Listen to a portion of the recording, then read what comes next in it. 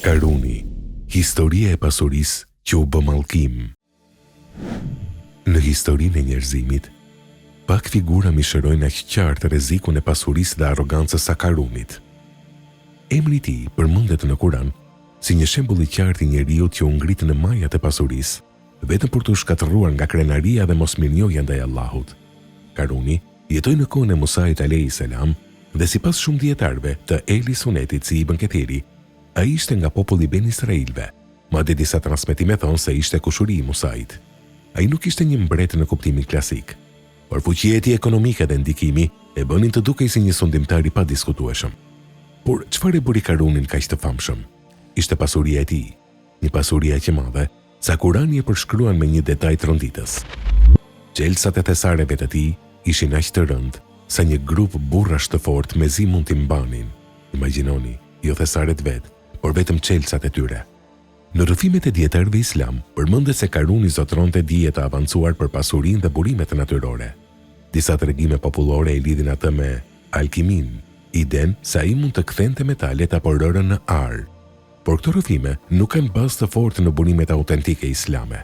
Kurani nuk përmend asnjë aftësi të tillë. Përkundrazi, ai thekson se pasuria e Karunit ishte një sprov nga Allahu, jo rezultati i fuqive magjike. Vet Karuni pretendonte: "Kjo pasuri më është dhënë për shkak të dijes sime." Kjo fjali e përmendur në Kur'an zbulon thelbin e rënies së tij.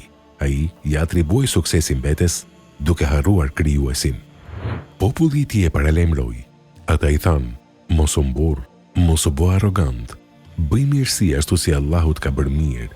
Por Karuni refuzoi. Ai vazhdoi të jetonte në luks të tepruar, duke u shfaqur para njerëzve me stoli dhe pasuri marramëndse.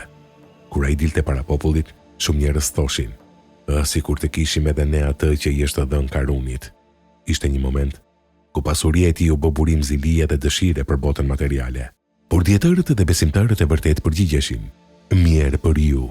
Shpërblimi i Allahut është më i mirë për ata që besojnë dhe bëjnë vepra të mira." Dhe pastaj vjen momenti që ndryshon gjithçka. Në një akt hynor që mbetet një nga ndëshkimet më të fuqishme të përmendura në Kur'an, Allahu urdhëron tokën ta gëlltisë Karunin dhe gjithë pasurinë e tij. Ai nuk u rrëzua nga një armik, nuk u mposhti në luftë, por u fundos drejt për drejt në tokë, së bashku me pallatet dhe thesaret e tij. Asgjë nuk mundi ta shpëtonte, as pasuria, as fuqia, as krenaria. Të nesërmen, ata që e kishin lakmuar pasurinë e tij u zgjuan me një realitet të ri. Allahu ja zgjeron dhe ja ngushton furnizimin kujt të dojë. Sikur të mos ishte mëshira e tij ndaj nesh, dhe ne do të ishim fundosur. Sipas komentimeve të Ibn Kathirit, disa transmetime tregojnë se Karuni vazhdon të fundoset në tokë deri në ditën e gjykimit, një simbol i përhershëm i rënies së tij. Po për mitin se ai kthente rërën në ar. Në traditën autentike islame, kjo nuk konfirmohet. Dietarët theksojnë se pasuria e tij ishte reale, por jo magjike.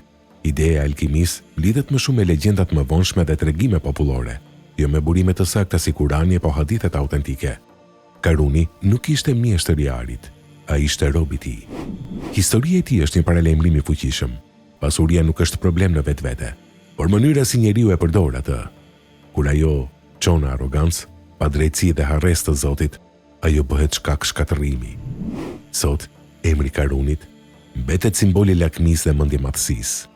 Një njeri që kishte gjithçka dhe humbi gjithçka, sepse në fund nuk është ari që e bën njeriu të madh, por për ulësia para krijuesit.